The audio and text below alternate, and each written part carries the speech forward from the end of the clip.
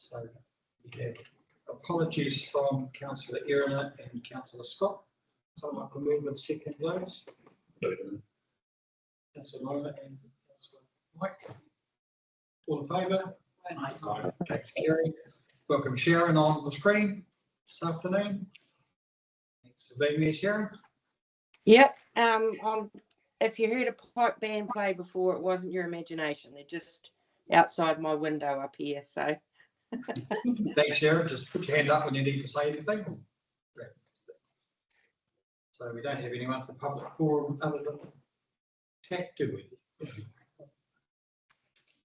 Right, perhaps, John, if you'd like to invite you and your team up, you just say you're being live recorded today. If you just, whoever likes to support John or speak, just help yourself to either of those 4 or 5 chairs.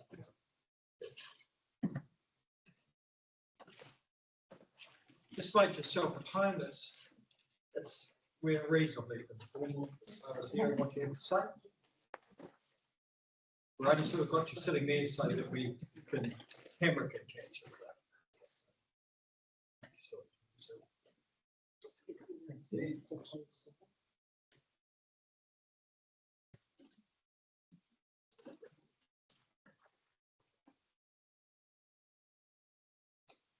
So, welcome again, John, this afternoon, and thank you for also bringing everybody you could fit in the car, will you? I appreciate it. So, councillors have had the minutes, the agenda papers, and we have had your presentation documents, which all councillors have and read. So, just leave it in your hands. So, I think we've all got to handle what's going on. Some of the southern councillors may not know the site, perhaps they do. It's been talked about and looked at over years, I think, so probably do have an idea. But yeah, all in your hands, whatever you like to do. Thank you, Chairman Gary, and thank you, councillors, for allowing us a few minutes of your time. And I'd like to thank you personally, and also to Mayor Tracy and senior management for supporting us in bringing this request to council. It's been a bit of a late minute rush, really, because this opportunity has only recently come to our notice. So thank you for allowing us this opportunity. Also, I'd just like to introduce the team here, because it's very much a team effort, as you can imagine. So Marion Holdaway has been really instrumental in helping us bring this together as Tatum. She's our secretary, and probably more importantly, she's also been our fund coordinator. And you all know we brought in nearly $100,000 last year, thanks to that young lady there in great part. So we've been working really hard for outside funding, and of course we do have a deficit each year of what we bring in and what we need to run the pool. So they did a fantastic job doing that. We've all seen our records and the performance that we did last year. So now we do come to council with a position of strength, which I think we needed to do, because we need to have our house in order to come to this council. So we've also got John Phillips here, and John's an engineer by trade, and we couldn't do without him. So he keeps the machinery functioning, and a very important role. Of course, we've got a new management in the last year, and I think once again you've seen the changes already with Stephanie Duff. So Steph's really brought a wind of change, and she's doing a fantastic job as well. So, and we've got a couple of trustees that unfortunately couldn't come today. So we do have a PowerPoint here, so I'm glad you had a good look at this. But we've got, this. So we've got a PowerPoint here, which is just a brief version of that. So we'll just go through that, and then ask some questions if you like to ask after that. But we also thought we could take the opportunity of just a few minutes just telling you where we've come from, because if you, which I'm sure you will have, read this, report that council requested last year from Brendan Rowe. It's quite interesting when you read that, comments that he's made. So he's actually quite supportive of what we've done, thank goodness. But also in that he makes the importance of not only us being transparent with council, but keeping in regular touch. And I think we met those criteria last year with the way we now present things, because that is obviously very important. And so, yes, he mentions that in there, and I'll refer to him again shortly. But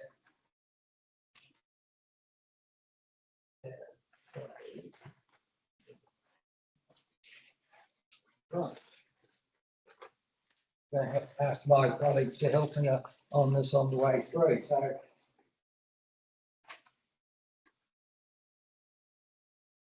as I've often said, that when we TAC got together in 1993, funny enough, I was reading some records last night, and it cost 1.25 million to build the pool then. So, and recently we had a valuation to rebuild what's there now, because up to date version would be 21 million. So you can see how the costs have gone. So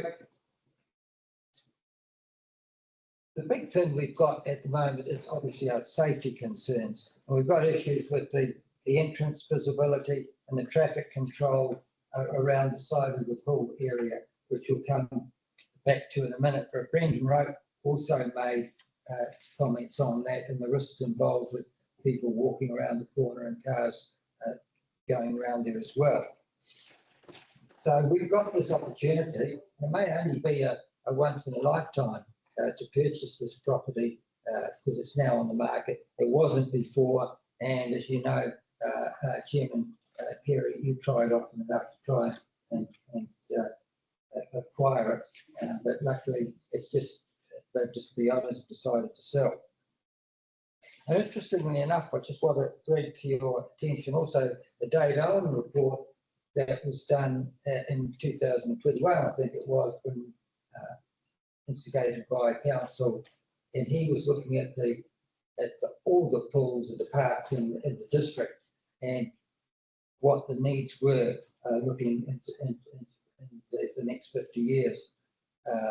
And he made mention that, and that's where we came up with this figure of 21 million, what he did, and also happened to mention then that he saw our pool as a hub and where we build other things around it. We've also been spending a lot of time and effort with the two local iwi, and we have got letters of support from them for our ongoing funding needs. Looking now into our future development. So if this is approved by council, then the acquisition of this building and the land in particular will be part of our 10-year plan.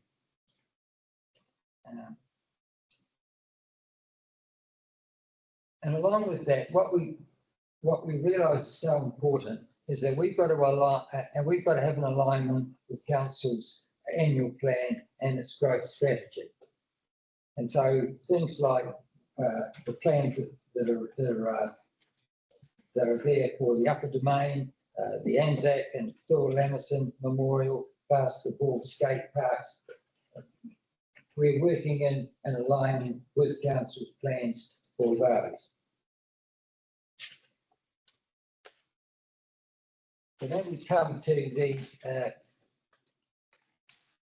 white entry and the land footprint.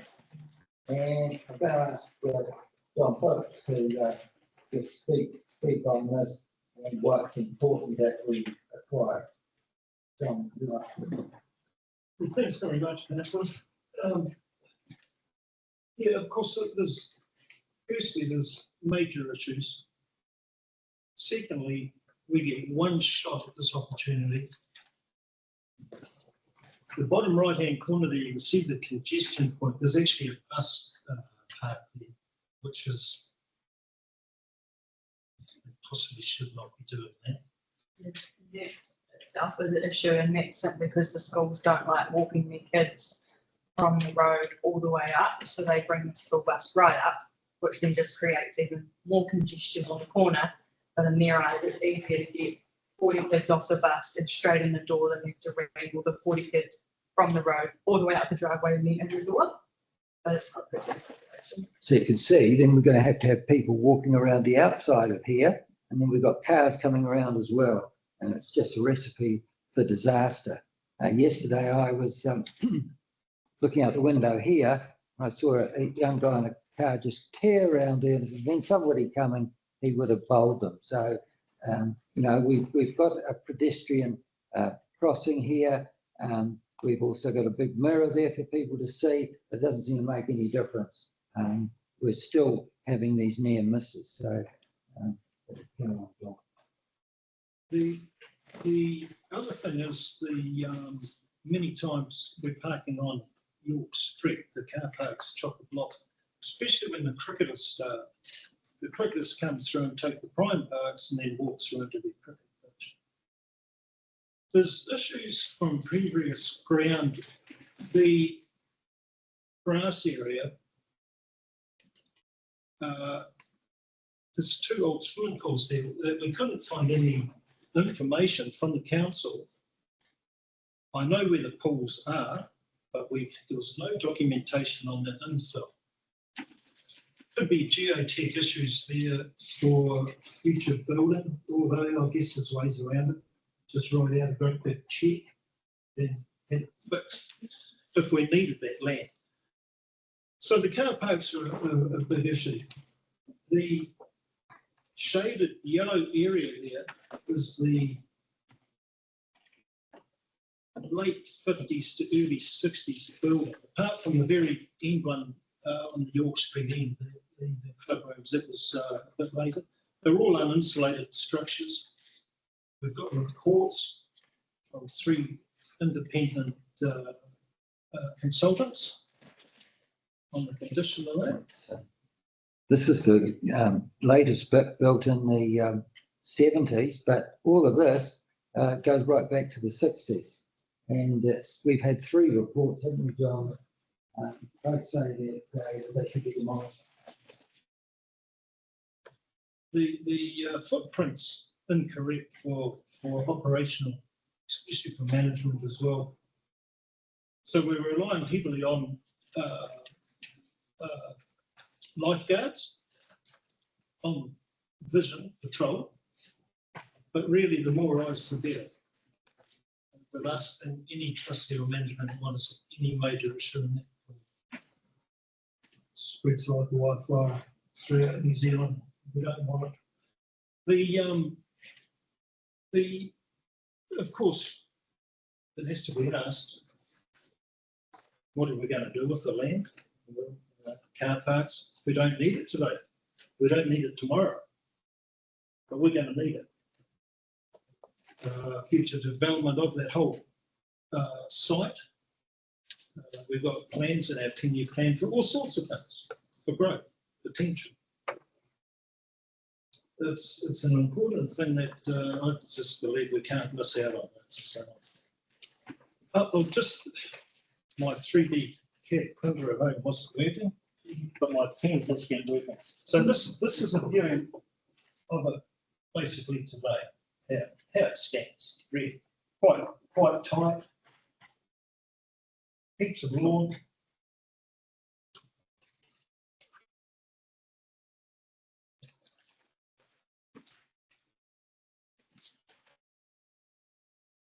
I'll show you, Sharon, shortly. The site with this 2 pools, which, as I say, we can possibly work around it. Mind you, I've moved the boundary fence So this here includes 33 York Street. You can see a bit different. And potentially what it would look like with the 33 York Street. Future plans are big lawn out here, move our change room from up here down to here, and have whatever we need through here, looking directly at the water.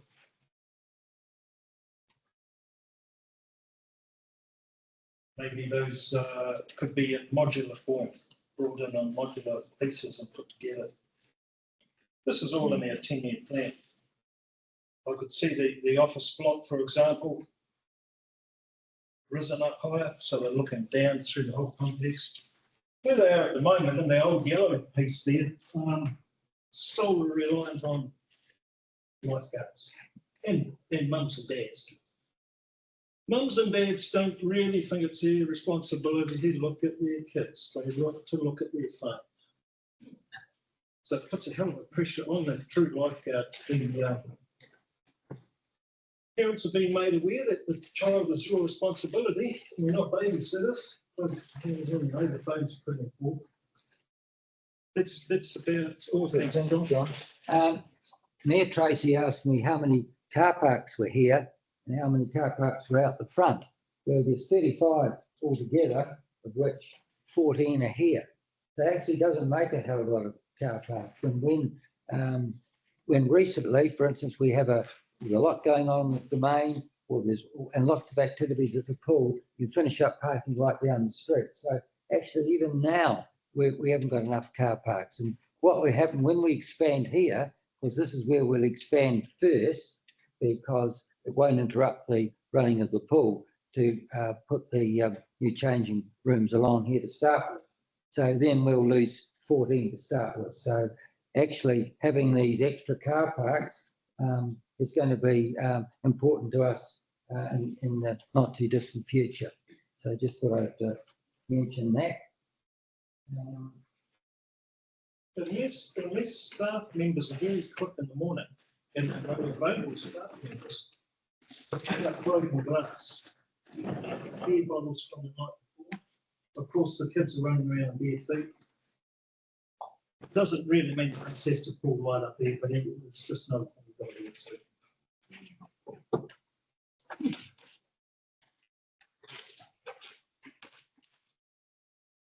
So that's that's our dilemma. So even though we've got the we've got the mirror here and we've got the designated area for them to walk along the side of the building here, we've got the designated area. It's not making any difference. So and as the Roke report said, that council need to be mindful that that all the pools have there's a reputational risk for council running them, and so this applies to this too. So there's a real risk if something happens and somebody's injured or killed, then we're all in this together.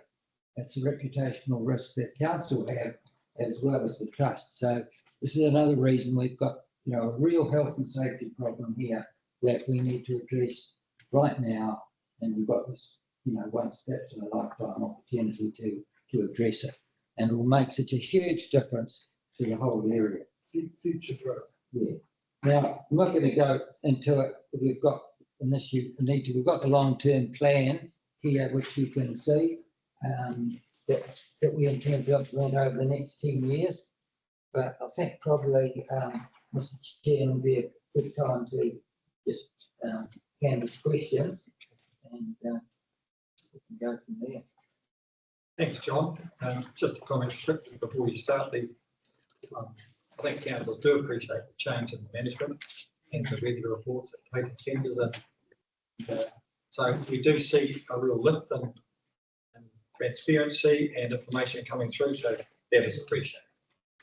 And, I think we do appreciate the level of the change in management of the pool and the success you've had the last 6 years. So just a bit of a tip around the table for that. Sure. Thank you. Can I just, here if I could, the board has been making over the years facilities manager input. This has come on very strong recently with Fontaine in that position. She's driving me, Hayden. So we got work to do, but we've just discussed that coming down today, and it was a good thing. Fontaine was our first facilities manager to visit in some many years. She's also on the mailing list for minutes. Yes, that's what it's keeping up. So thank you. You also, just must mention, Mr. Chairman, that in that road report, we've been saying that, you know, our grant is well under 50% as a percentage of our total turnover, including, you know, what we fund. And this report actually mentions that when it says that the public private percentage is 47.53. So, and then it equates to a New Zealand expectation in most schools it's 70-30. So we're well, you know, we completely changed that around. So we're pretty proud of the fact that, you know, we worked hard to keep the ratepayer investment as low as it can be. And we really think that doing this sort of thing will help in our long-term plan and will help to sustain that even more, emphasise that advantage that we've got. Thanks there, John. Thanks for that comment about Fontaine. I'm sure Hamish will just take that back. It's, it does often take two, it doesn't. It's got to be. Yes. John, just perhaps I just make, I'll ask the first question. Sharon's got a comment, but just the old swimming pool area, the old grass area, and I have read your long-term plans in detail, but I just can't recall. Is that a purpose for that included in long-term plan? Yeah, The old grass area that we're concerned, the geotech concerns are there? yeah, not so much there. As John alluded, we'll come right back to that. We're able to. Yes, it's the pool area that was the unknown, isn't it? The old pool. area. Yes, correct. As I say, I guess a big check fix anything. Oh, it was to be built. If it was for car parking, it's probably no major issue. There's no ground movement there. Whatever they did do has remained stable. That's all right. Thanks. Yeah. Perhaps the first question, Councillor Sharon, you'd like a question? Yep, thank you very much, Chair Carey. And John, I will have a closer look at the bits of paper you were floating around. So, but I do appreciate the opportunity to ask a question. So I've been through, you know, the proposal that you've put together here, with some very good strategic thinking. I guess I'll cut straight to the chase. I couldn't find anywhere in it an indication of what the indicative cost might be for, and I'm sure that Chair Carey with his other hat on might be able to help us. But be that as it may, if for instance it was somewhere around the $300,000 mark to purchase this section in house, I guess I'm asking the question that will have an implication on our rates. And because you're getting in early and hopefully in time for the annual plan consultation, if this was put up as an option, as we did with the Paetua pool, and ratepayers had the chance to say, well, if the option is to buy the section, that's an extra 1% on your rates. Is that what you want? Versus we don't buy the section and the rates that we're proposing hold as. Now I know Sarah's online. I can't see the detail in the Paetua rooms there. Am I right in saying that if we were to include this, it would have to go for consultation before we were able to make a decision around this? And what is the indicative figure that you've got in your mind? Okay, thank you, Councillor Sharon. Yeah, we've had, I've had a chat to CEO Brown on the implications of ratepayer, of how it would affect ratepayers. And I think that, I think senior management would be better to comment on that. but it seemed, what I heard was quite favourable. As far as the cost of it, you're quite right that that house and just across the road is sell for about 300,000. But that particular house is in poor condition, so we think that it could be negotiated down on that.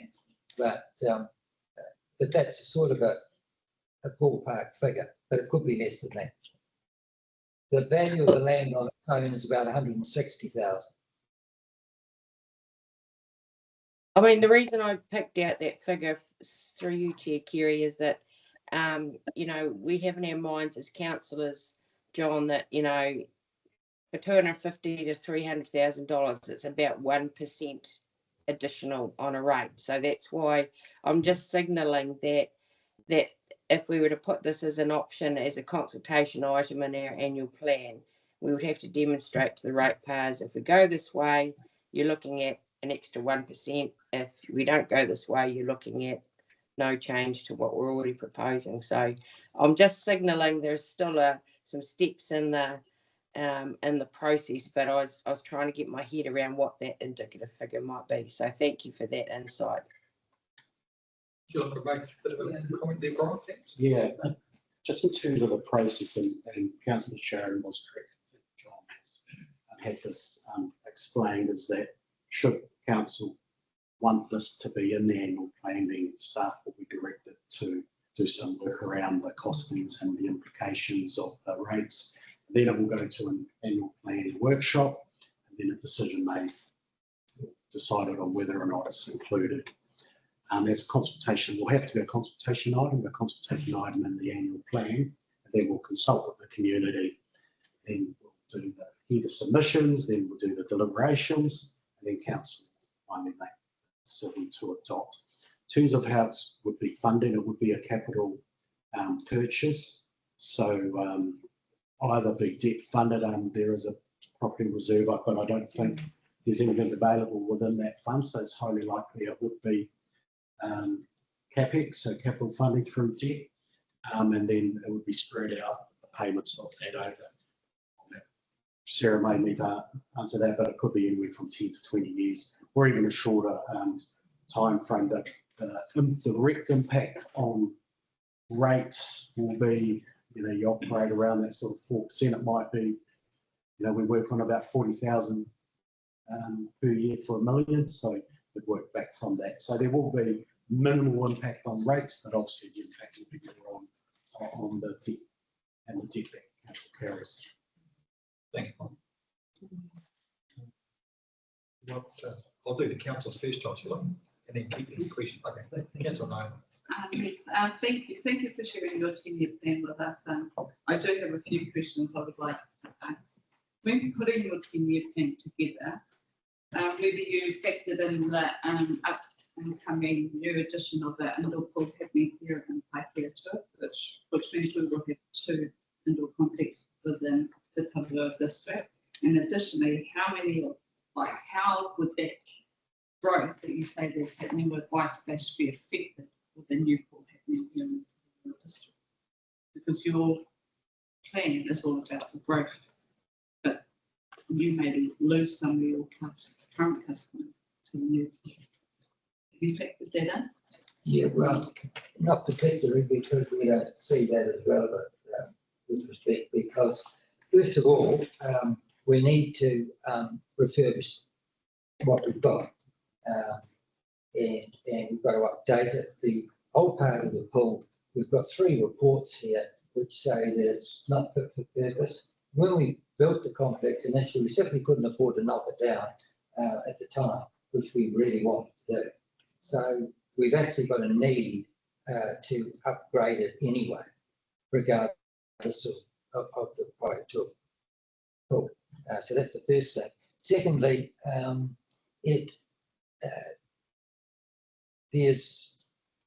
we see just natural growth in this area, let alone down there, from what we're doing, and we feel that we need to, as you can see in our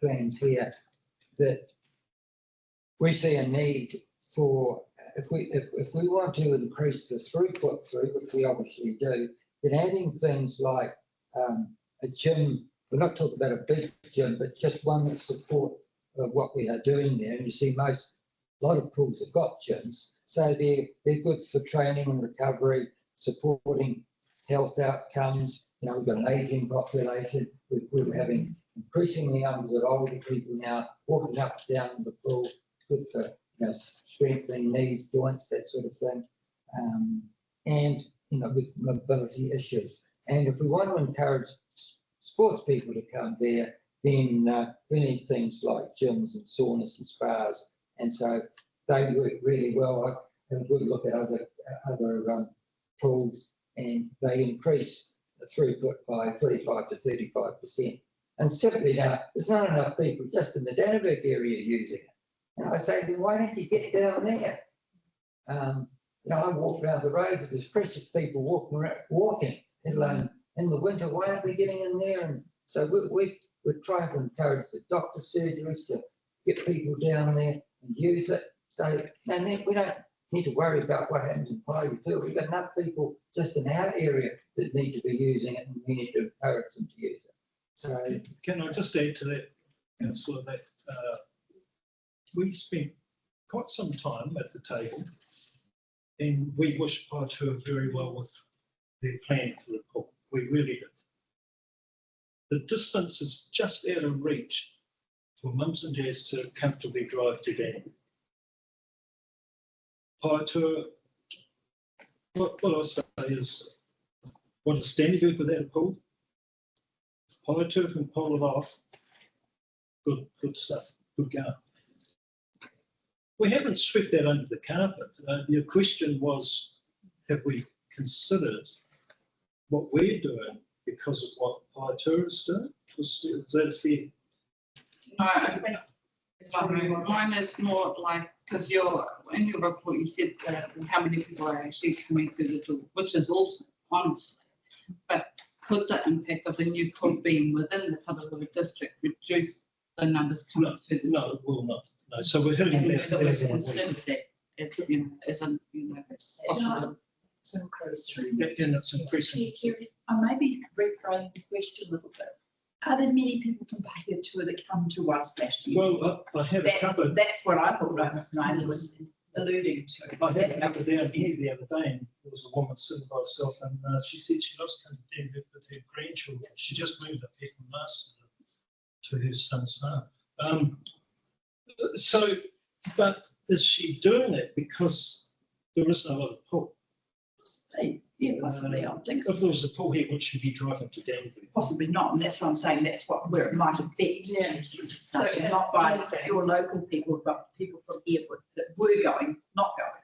and I think Makes sense. Steph could probably answer that, but I don't think they appreciate it. If anything, you would expect something very, I would say, briefly, when the pool first opens, that people will come over, they'll go for a look, they'll have a swim there, and then they'll work out then, comparing prices, travelling, everything, where they best see their money being spent.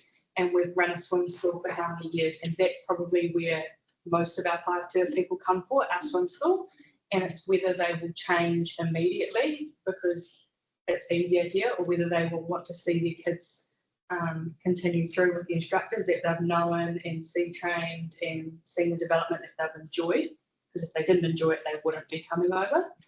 But if anything, there might be a plateau in the number of kids that we see travelling. It might not increase, but it might plateau. So we might maintain a number, but we might not see a growth for a while. And then depending on what, I don't know, what the swim school will look like in Paitoa, a venue or whatever, depending on what it looks like, the charges, the structure, how they run their swim school will probably determine where the swim school people will go. Oh, absolutely, because quite a few you go to Yeah. Lido anyway. So Exactly, so they're kind of picking, like the Lido fees are much higher than us. So the ones coming to us, they're coming for the convenience of not having to go to a city and being able to pay much less fees. I think, Mr. Chairman, we could turn it around the other way, just as likely to say, look, the new road coming through, you know, how many people are going to pick up coming across here that might come from Palmerston North to swim here? We think I'm on the Regent's Cinema in Danneberg. We think we're going to pick up people from farms will come across and go to the movies, and probably they come and have a swim. You know, we're going to become like a big suburb of Palmerston North. I think we've got huge opportunity with a new road to attract, you know, people across here to all our towns. Just, did you have further questions? Yeah, I don't have further questions, but you have some. No, we'll knock those off because we don't, just have to keep this moving a little bit. Has the committee of TAC thought about purchasing the property themselves instead of going through Tauranga District Council to purchase the land? We're not in a position to do so, and this is something that you know, it's only just come up. It's we only know it for a week or two. We've tried they wouldn't sell it before that, but the older people have died. The young brother and sister now own it from Christchurch, and recently it was burgled. There were squatters in there, and they just want to get rid of it now. Can I, if I could add to that too, please, John, being an old Hilton school week, the car parks that are touching York Street, they were sections. There was a house out, clearly remember it. So I have one more question. I'm sorry. Considering you've addressed and informed us about some of the how old the structure of the building is, can you guarantee to us that there will be no further cost of trying to maintain the building and structure, and that the pool itself will last for another 10 to 20 years without any major upgrades needed?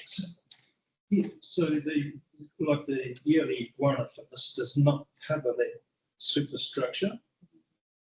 The superstructure is very, very sound condition. The old part, as I say, you know, we've got three reports on that. An example even of the updated change rooms pre-70 or more closer to 90. They were put up just with very thin board with no insulation, for example. They were like freezer. So we've insulated the outside and reclad in modern colour steel, all of it funded money. So it's a short-term fix. Took out the underpowered heat pumps and put in some little 20 heaters, and that comfortable. But you asked whether we can guarantee. No, I cannot guarantee how sound the main superstructure of the pool area is. I think that the pool was built. We got a specific architecture in to do it. Who was a boy who was swimming pools, and actually got reported home, and he designed that as he did the Waipaka one. They built it about the same time, so they've got years left. There's no issue with that. The old concrete block part of the building, but that was there designed to support the old outdoor swimming pool. So it's past its use by date. We take that down and then we replace that part of the structure. But the pool itself is very sound, nothing wrong with it. Sorry. Do you think that maybe if we take away that structure that is not worth keeping, actually helps that safety perspective that you've addressed here with that turnaround, that it would actually widen it more and there would be more space for cars to get around? Yeah, that's a fair comment, Councillor. Yeah, that's right. We're still aiming to develop the male-female change rooms onto that long wall. So it's about 14 car parks that we have to re-establish. We have got land on top of the old pools to do it, but it hasn't looked at the future growth. It also hasn't looked at one-shot opportunity to hit this section. We don't want to come back shooting ourselves in the foot. I mean, I hear exactly what you're saying, and that's right, that would, you know, may have an effect on that. We have for years looked at the solution to the hazardous area as that property, and we have kept an eye on that over the years and thought, well, you know, if we, and we've talked to people previously, you know, as to then a possibility of them selling that and, you know, that said that, you know, our discussions and what we've talked about in our long-term plan, that has been the best solution to open up that front of the pool. And also it's a long-term solution because then it would fit in with the long-term plan. It would develop that the existing pool as a long-term solution to actually add other activities to that upper domain and grow the asset long-term. And if you look at the entrance way there now, it looks like a back entrance. It's, you know, it's and you can just see what it would do if you took in that car drive, got rid of the old house there, it just makes it a huge difference. It would probably be never more cheaper than investing that now as a long-term plan for the future for opening up the whole asset that we have there. Just going around, John, was it the councillors? Just into the room, so councillor Wyken. Councillor Peter. Thanks very much for your report. You probably just answered one of my questions. So a couple of questions. One, the corrugated fence, has it ever been looked at to make that wide-netting to give more visibility? Was there any feasibility looked at that for safety reasons? And the other one was, has it been looked at, because it's such a short period of time, you've been looking at buying 33 York Street, about subdividing the back section and purchasing that and then reselling the house with that section? Yeah, they're not interested in that. The owners are not. They want the whole thing sold. Right. So, some time ago, thank you, some time ago, the lady had come up from South Island and I just had to get to her. And said, would you be keen on renting the back section at our cost to fence off behind the, she was pretty, but nice. To answer your first question, on the very corner here, she's got sort of a garden shed on the inside of that. Yeah.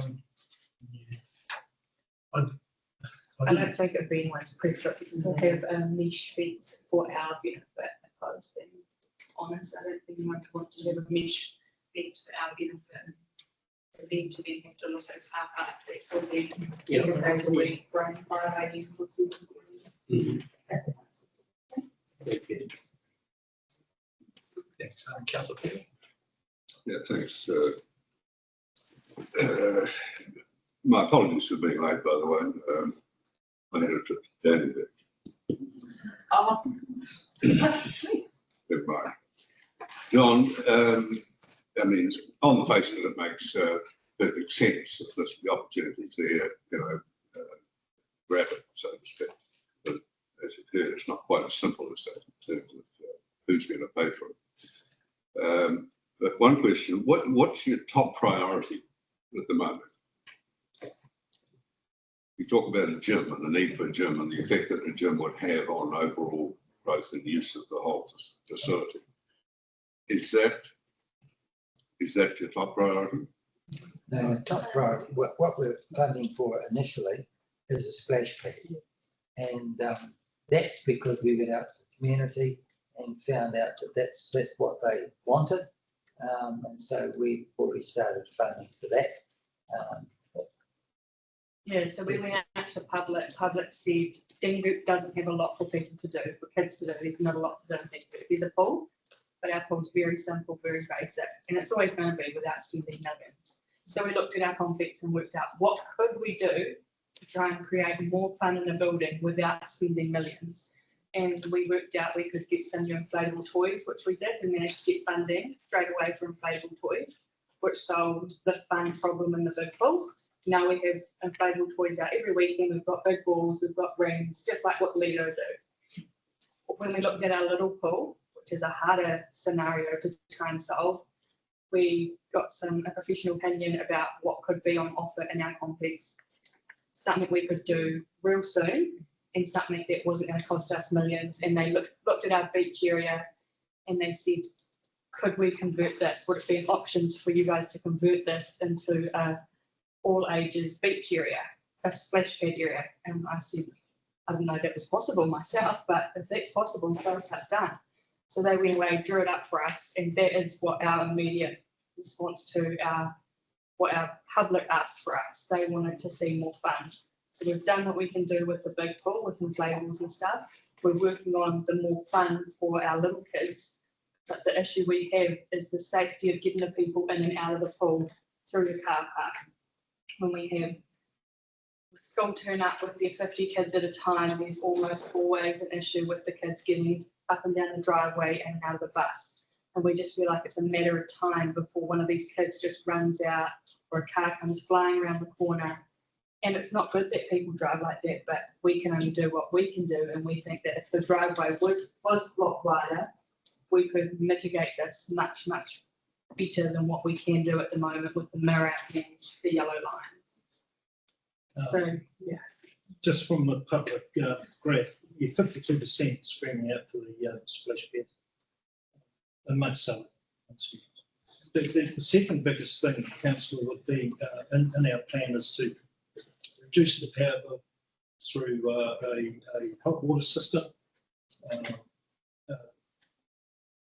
Not solar hot water, but a type of solar hot water. Unfortunately, there's been a breakdown in communication with that one, so we've still got that to table. Yeah, just a quick one. Yeah, I wish you well, but yeah, as you can see, finances are really big constraints in the way we've got to go around doing things. I agree with what Peter says. You've got to kind of prioritise what you need to get and what makes it work. Yeah, safety is obvious here. We had the money, I think, and it went through, we would be fine. The question I'd like to know is your lease now, it says it's currently has a 99-year lease. Hasn't 30 years that lease already been used up? Yep. So you've got a 69-year lease. Yeah. So, yeah, I just hope that, what happens at the end of that? Does it just gets all renegotiated, does it? Like you say, yeah. Might be a problem. No, but I'm just saying in your presentation, it's not a 99-year lease. Yeah, 66. A 66-year lease. Yeah. From about, I should know, but I was there when you started. from about May, I think. Yeah.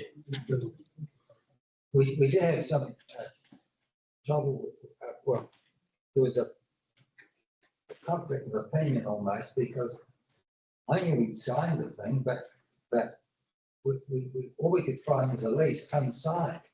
And it's taken us 2 years, worked through that and then found out of the two solicitors in town, which one had it. So we did actually find it because the council were actually in the process of renegotiating a new one.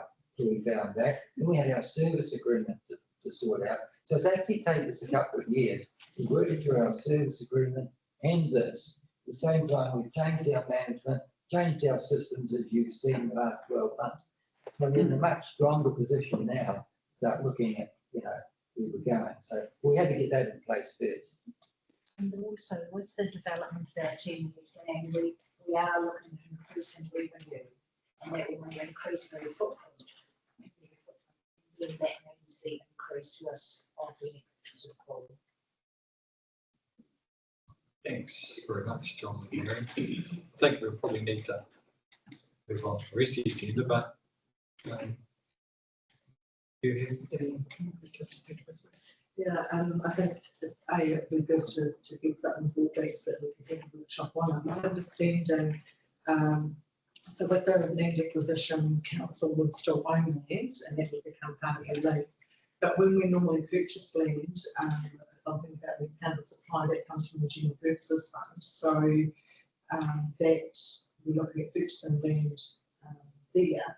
But we've also got the land rationalisation program going on, so we will be looking to, to sell other land would there be, you know, going forward, and this is the question, you know, that I'd like the chief executive to come back with, is, you know, we talked about rationalising some of that land, could some of that be used for an expansion like this? It's, you know, it's still going to be a council asset, it still could be utilised. Like you said, that was my question, I'd like to see if there was more information on there's the being, and how much impact that was doing rates. I'd be quite keen to get a workshop on that, so we'll back for that. Basically, get a move in a second, we'll receive your presentation report, John. We'll receive your report, obviously, and we'll get that moved to second, and then we will get James to give us some advice. Yes, the next step would be for us to include it. You'd like it included in your plan considerations. Happy to move the acceptance of the report. And we'll let you know the time frame, John, and which course of action we'll take. The only I've got Peter's move, just we get a second. The only other thing I did think, obviously this lady is now got some issues with the management of that property, and will probably want it market to the sale at some stage. So you can see the process is going to be a bit more drawn out. So you may have to try and do something under the trust to get it held in the meantime. What we're doing, Mr. Chairman, is that we have been in discussion with Bryce Galloway, our trustee, has been working with her, and so I think they're prepared to wait because, you know, we've been informed it could be, you know, June sometime before we got an answer. So she's prepared, I think, to wait. The other point I've just made, just reminded me, is we don't actually own any land down here. We own the building on behalf of the community, but we don't own land. We lease the land the building's on, so it would make sense, you know, for once again the council to own the land anyway. Thanks. So I'll move that in second of all. So the councillors remove the second to receive the information and the favour. So we'll get a bit of a from our management and look at what workshop we then with plans on. If we need more information, somebody will be in touch with you. Thank you. Thank you very much for taking the time, trouble to come. I know these things are put on in a short time, but the stretch for everybody, it's all about money and money, isn't it? At the end of the day, we probably have got sentimental and many business reasons you'd like to hold on this side, but it's about money, isn't it? Thank you, Mr. Chairman, and thank you, councillor, for this time. You appreciate it. Thank you very much. Stay on if you want, but we'll just get into the rest now. Thanks very much. Right, Councillor Carroll, any notification of items along the agenda? Any declarations of conflicts of interest? Okay. Right. Councillors will go through the minutes of our Excuse me. meeting. Kerry, Sure, Kerry, no. sorry, I need to depart, so Simone will probably need to note that I'm leaving the meeting. Oh, thanks so much, Sarah. Good to see you all. Right, councillors, we'll go through the minutes of our last meeting. Page 3, page 4, page 5, page 6. That's it. Any comment about the minutes? If not, we'll move with the second of it, let's see. Moment, and councillor Tracy. All in favour? Thanks. Carried. Thank you. Thank you, short report. So we go through that. I'll just flip through page by page, or just face the comments. I'll do a quick intro. Thank you, Chair Kerry. So we've got the people in the room that can answer some of the questions. So we've got Andrew on behalf of the transport team and the three of us, BMO, back corner there. So happy to sort of skim through quickly and then drag them up to really questions. All right, we go through.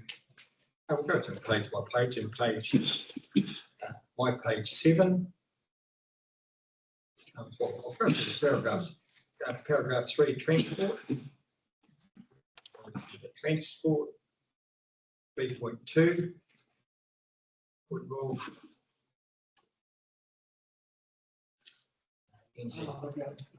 NZTA audit.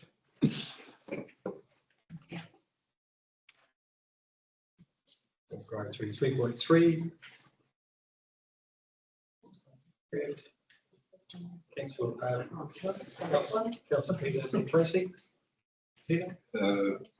Kerry, on this collaborative land stability project, what is exactly the collaborative land stability?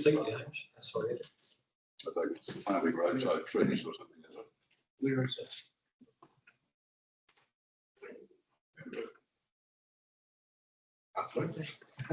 What paragraph? Fourth, 3.1, second to last paragraph.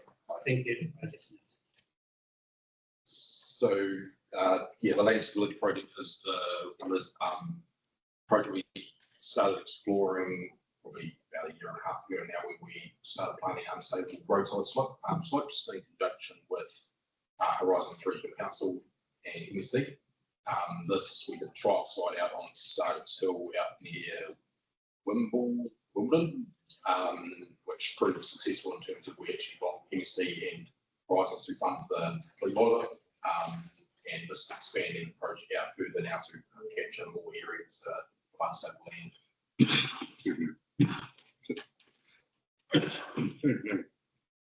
So Horizon's is funding part of it. It's bringing the Sloughie work into the project close to the road. Not planting pine trees, so they're not planting pine trees. Thanks, Chair Kerry. My question was just around the NZTA Targeted Fund for Resilience. It indicates we've made an application for $3.1 million worth of funding. I was just wondering a couple of examples of what that funding application entails. So there is part of the component of the land stability which covers the roading infrastructure as well. So the funding as well covers private land. As you move into the road reserve, we've got issues in terms of exposed better slopes that don't have planting on them, so it could be planted them. It's upgrading culvert infrastructure to deal with more water flows. A lot of our culverts don't have outlet protection on them, so fluming and that to get the water from the culvert outlet down to the bottom of the hill. If we get with the slimming flows we're getting now, we're starting to get a lot of scouring in our culvert outlets. Small little asphalt bunds along the side of the road to stop water pouring over there. So typically we find a lot of repairs from the emergency works relate to a slip comes out on the road, blocks the water table, water goes across the road and leads to drop out. So downslope protections.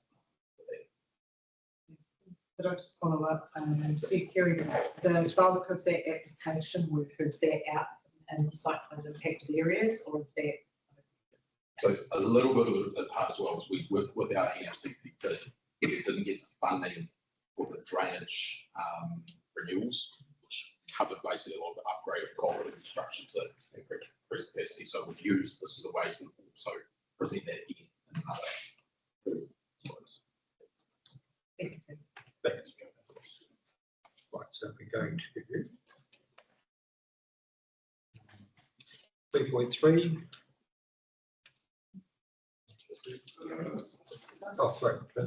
Sorry, can I just go back? The NZTA technical audit listed the communities at risk register in the top 10 in regards to some of the urban intersections. I just wonder if you a report on that through to road safety, so that just how we might look at that going forward. But it'll take a next time.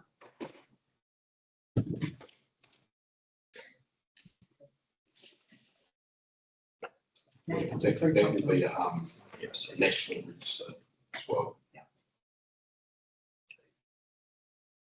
But the asset too for transition. That's good. The bottom of page 9, there's been no noticeable has been a noticeable downward trend in deaths and serious injuries, including no fatalities on the network for the 2021 calendar year. Is that a typo, or that is the 2021 year? That's 4 years ago. This is data from the National Crash Register. It's basically the police register for crashes. I think also Councillor Johns will did have, we did have fatalities and things like that. It may have yet be as clear. That's probably what it's highlighting. Okay. When we sat down with the road to zero stuff, we sat down with the NTA and they were obviously going around to all the different councils, and they came into the room and presented sort of based on Tanarua, and there were a few things they struggled to find things to add to the list given the impediments business, but there was recommendations like reducing Weber Road down to 80 kilometres an hour through the entire length.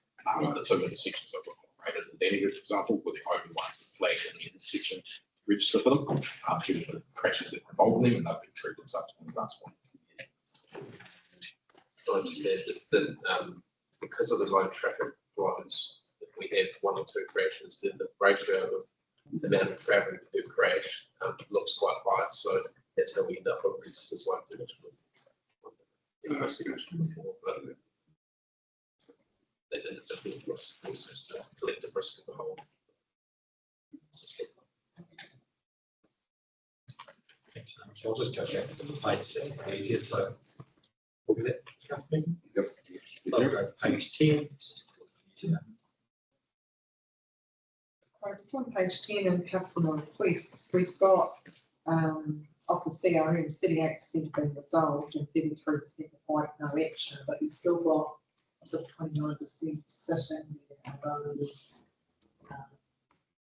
looked at or in progress? Or, So the resolved ones would have been who's been investigating and would be able to treat in there. Yeah. CRM for the no action is would be slight, and there's no action actually required from a physical works point of view. The remaining will have most likely have gone into the project works for the program. Yeah, just on that, going back to the Cindy, but just on this road speed thing, some time ago, about maybe 2 years ago, and this was to do with Cowper Road. It's 100 k's up the Cowper Road, going into a tight right-hand bend, and it's got 70 going onto Miller's Road, onto Weber Road, which probably makes sense. I asked about how can you do 100k up that road? Well, what does it take to change that? They said they were going to, and then that was the end. Yeah, so with the speed zones, they're largely around, obviously, we talk within the district, they've got urban areas, then we've got peri-urban areas.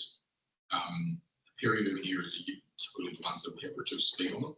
So to expand out those zones, essentially we need a basis for making a decision on across the district rather than on a case by case scenario, this road, this road, this road. So as part of the, I suppose as we've been developing the engineering standards, the district planning stuff that's going on, the traffic road is bylaw, we've been asking those questions to try and help flesh some of this out, because we do get requests all over the place for different speeds. With the change in government's approach to speed management, that's really put the brakes on a lot of the slowing down of traffic on the broader network. But if we were to move into that space, we need to look at the zoning, the peri-urban, what defines a peri-urban in terms of the number of households, for example, or number of livestock blocks in those ones. The 100 is the maximum speed, not the actually obviously operating speed. Potentially there is need for additional signage for those hazardous areas in terms of high risk curves and species. And that's just general road safety signage, obviously. But we are still then pushing on, if we're doing it for this one, what we're doing for the rest of the network. The road project that we're starting to develop, is going to start answering some of those questions and how we improve those case by case corners. Yeah, no, sorry, it's just supplementary. Why I mentioned it, there was an accident up there because the guy tried to do 100 round the corner. Yeah. And I just get the fact about accidents being, and yeah, so yeah, we've had a couple of accidents up there because they say, oh, 100k, and these people are, cognitive dividends kicks in and, oh, it's 100k. Yeah. They aren't even. So generally the speed, this posted speed, is when, like, just. Oh, we know. It's things like, to really address those things like chevrons, that kind of impacts on a high risk areas. I'd say that we need a basis to make that decision on, because if you start with this corner, we'll end up with a plethora of chevrons across the district, given the type of traffic our network is. So we need a firm basis to make that decision on. Otherwise, it is case by case, and we, let's say, from a budget point of view, we struggle to maintain our sign assets as they are. We do, when we've been developing the road hierarchy, level service stuff, as we are finding that across the district, there is a wide variety of, like, some roads have marked pegs that are very, very low traffic. Other ones that should have marked pegs don't have marked pegs. And so the intervention and engineering level service hasn't been very well established, and it comes from responsibility for different councils. Everyone's had a different approach to whether it's been information, or different approaches to different roads and different safety treatments. That's something we're working through. So it's going to be probably another, the road hierarchy is tough level service. It's a year in the process to really prepare ourselves for the next year. Thank you. Thanks, Councillor Stephen. Page 11. Page 12. Page 13. Page 14. Page 15. Oh, Councillor Mike. Just could I have, if you have Harrow Road, at some stage, could you keep it informed of the documents? Looks. Yeah. Thank you.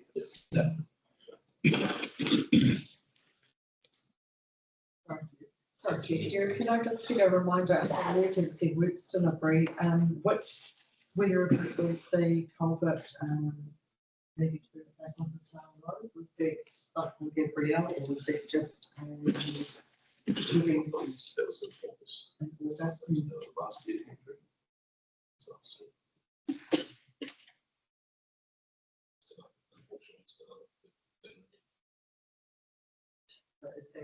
at 97, it won't be at something Gabrielle rate, it'll be at the.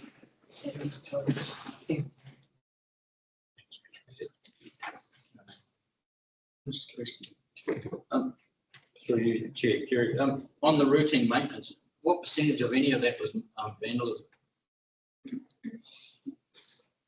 Just a ballpark. I wouldn't even take a stab at that one. Routine maintenance in terms of site. Yeah, because it's just like, yeah, I'm just trying to get some feel, because there's a lot of it around. Yeah, I'm sorry, I wouldn't be able to start. No, just under the vibe of people talking to you in the office. There goes. Comes across my desk, I'll follow up on it. Yeah, because it kind of puts it in perspective. Yeah. You know, if we're winning this battle, or we're just ratepayers' money going out to those. It's a good bit of ammunition for us, you know. The rates are all going and repairing the signs they take out on the weekends. Speaking of this myself, it's very good. In the past, when I used to work in the Lights office, we would sit here on a Monday morning after a bad rugby loss or something like some event within the district. We've taken a roof home and knocked over the side of the way to drive in. I think Andrew with you those sorts of movements, because they certainly everybody's at home. Haven't been in for a while. No. Thank you. Seems to get a run from around town, you know, get more Saturday. Get my councils. Page 16, we get on to the So River Road, Akatio. Some really good photographs, and some great pictures here. Tara Road. Page 17. Page 18. That's transportation. Oh, Andrew, just, this one there, just at our, just a couple of meetings, me and Tracy and I had in the last few days, and one at Lord's Radio, I think we had some real murmurings about over the weekend about Aerodrome Road, about the way it's so wide and why it was so much being done. Just something to give an explanation on camera. Could you just give us a bit of indication about that? A little bit of work there, Andrew? So Aerodrome Road had been flagging for a number of years for a pavement renewal. The pavement, while it wasn't blowing apart, you can see for some of our rehabs, it was starting to depress in the centre of the lane, which was basically water ponding along it, and that was causing regular intervention. For those who probably travel the road, basically the probably 2 metre wide strip right down the middle was marked up. And every time we got rain, we filling up with potholes that was coming through there because the pavement was the water sitting basically in the pavement layer. So the treatment that's gone through there is basically to improve the drainage infrastructure. And when we were doing the design for it, it previously was 5.2 metres wide.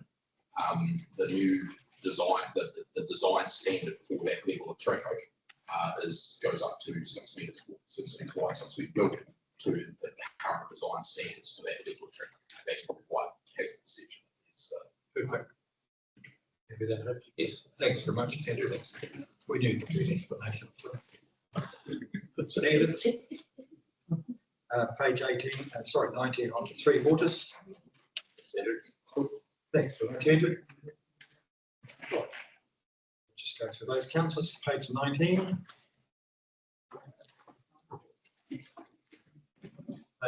Sorry. I guess it's great to see the water shortage management committee report. I guess my concern here is that we're in a medium scale drought and we're getting these reports monthly. You know, I guess is there how can we be assured that we get regular updates of any movements within, on a weekly basis?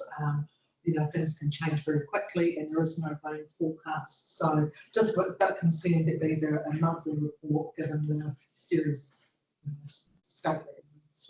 Through to check, so thank you for the question, Tracy. So while it's a monthly report, it's a weekly more regular check on those figures, which wants to be monitoring them and having those kept up.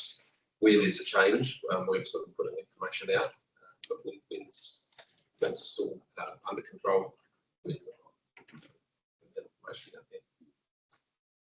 I guess probably just given that there is a significant change into the new scale, it's just a weekly update with a paragraph of what would be an advantage after the it's just in that way that gives us that reassurance to tell residents that actually everything's okay, we can get them up to date. Because there are, we've had this at our waters meetings, people raising they really are a little bit nervy around the impounded supply, the water tanks and levels. So, if we can help put that, reassure the public, and I do the same with managing water every day, just have that reassurance to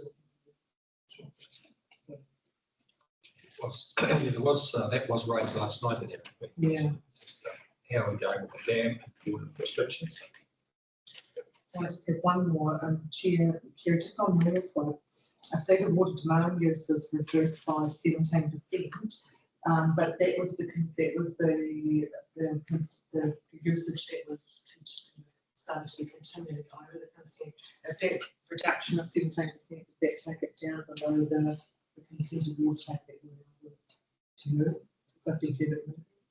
I still understand that there'll be instances where we've still exceeded that, but that's also the very historic problem. So we are moving through that same applications going through also.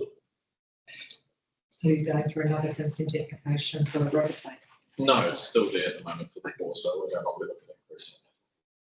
But that would be something that we'd be looking at discussing at actually the next strategic advisory group.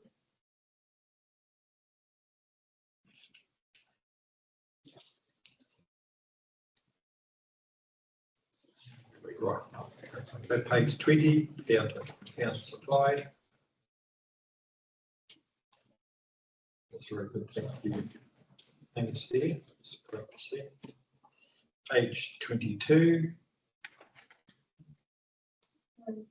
Yes. Councillor Kerry, can I just get maybe the team talk through those photos of them?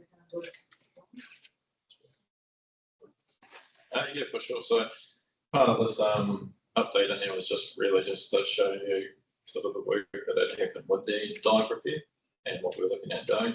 I also wanted to include in there as well just a bit of acknowledgement and thanks to some of our staff that continue to either monitor it as well as also support the dive operation. So I just mentioned some thanks to Derek, Vito, Lauren, Hayden, Marks and Blair. So a few of those are actually the fellas that have been continuously doing this for the last 18 months. Plus, so that's really good to have them on site. So Tom's underwater there, done some great work there. We've seen marked reduction as well as to the outflow of what was something that we continuously monitor there. So you've got 2 pinholes that were currently repatched and a patch of the last known pinhole. So that last known pinhole was something that's been in the works for a wee while there, but having that done, as you can see, has had the intended result. So really happy with that.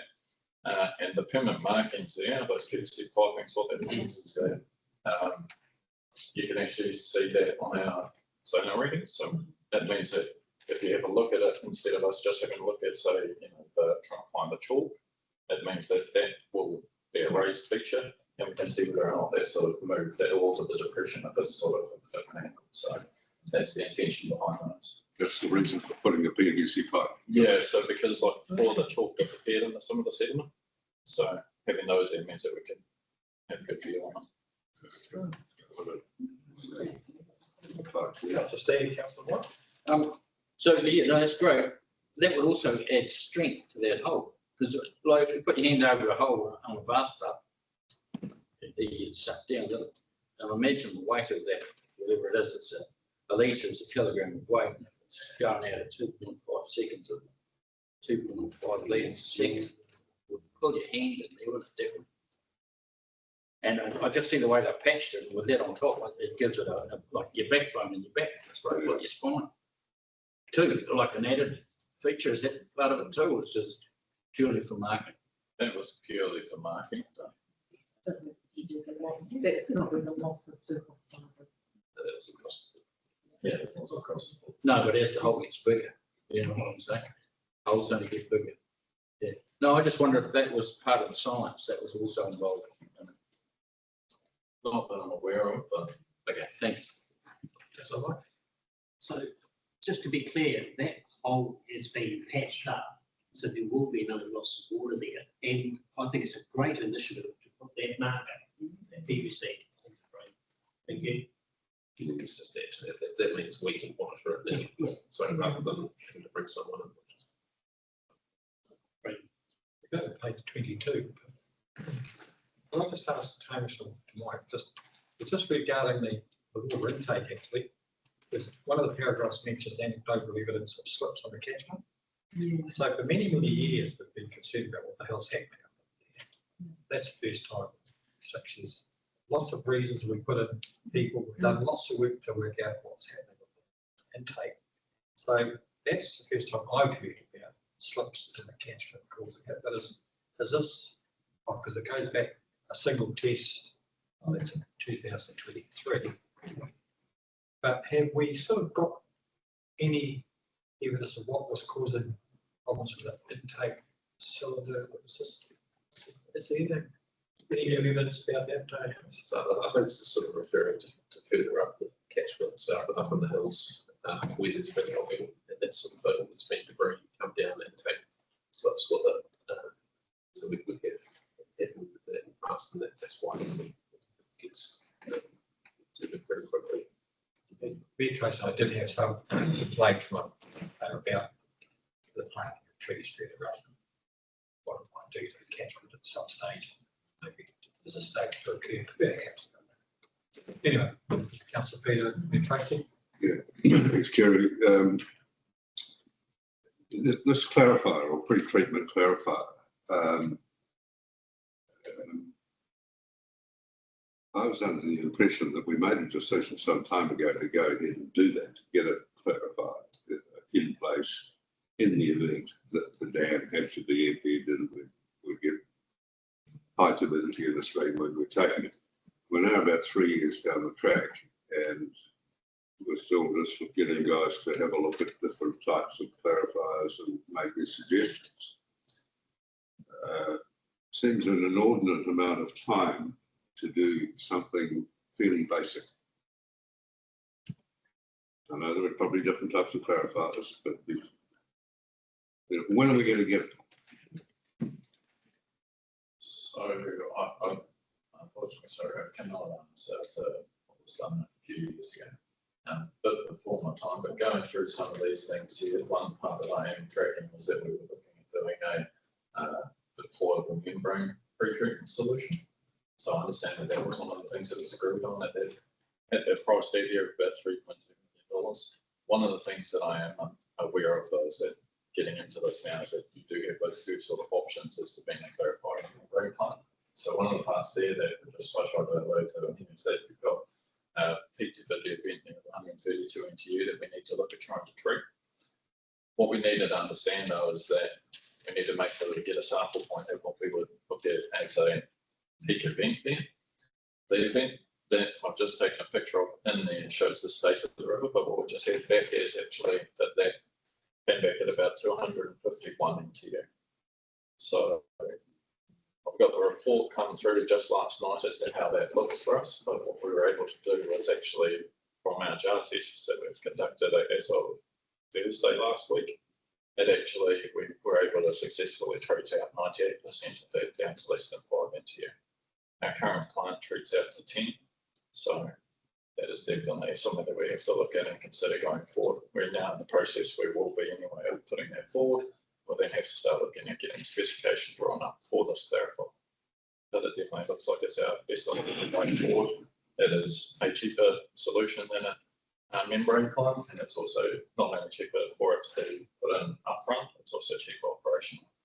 So we just need to work out all these other parts.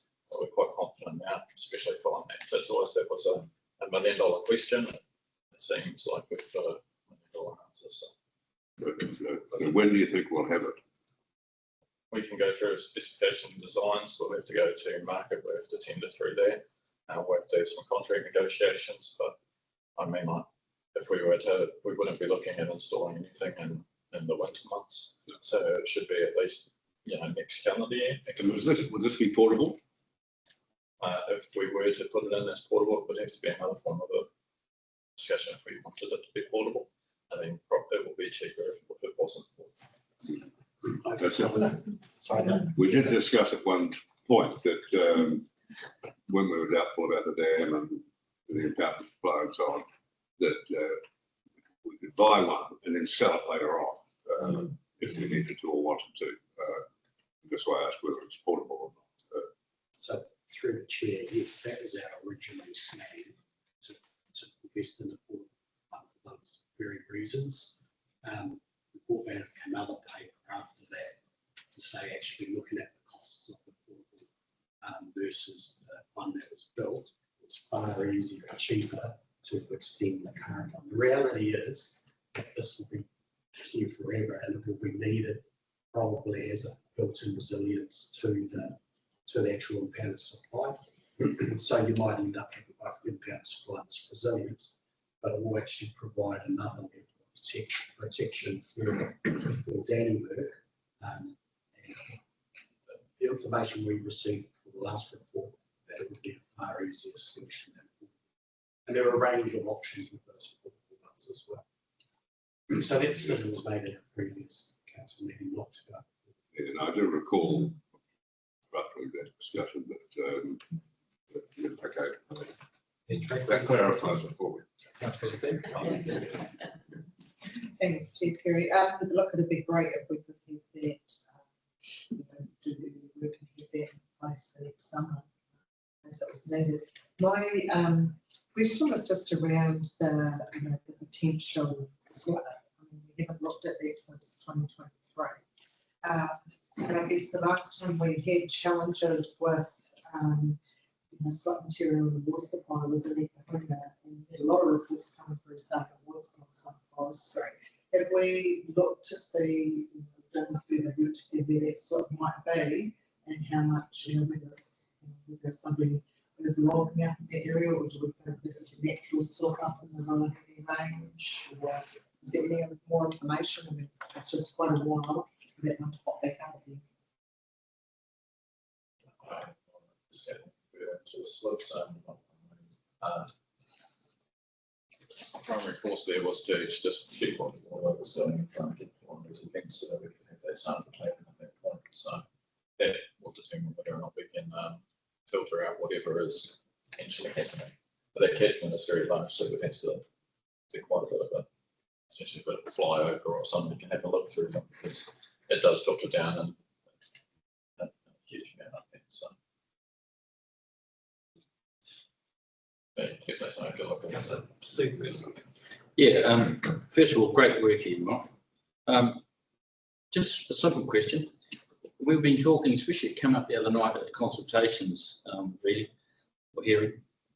In simple terms, we were kind of told, we've been told, we've got an intake.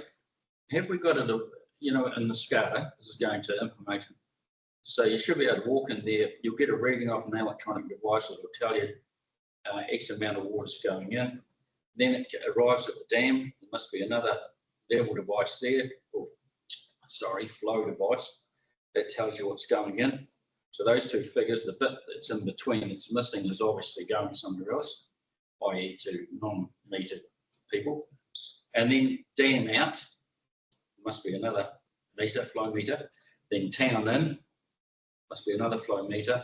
And then the full laterals that go around the town. Have we got them? We have a number of them, and we've been working to install a number of them as well down there in Take Line.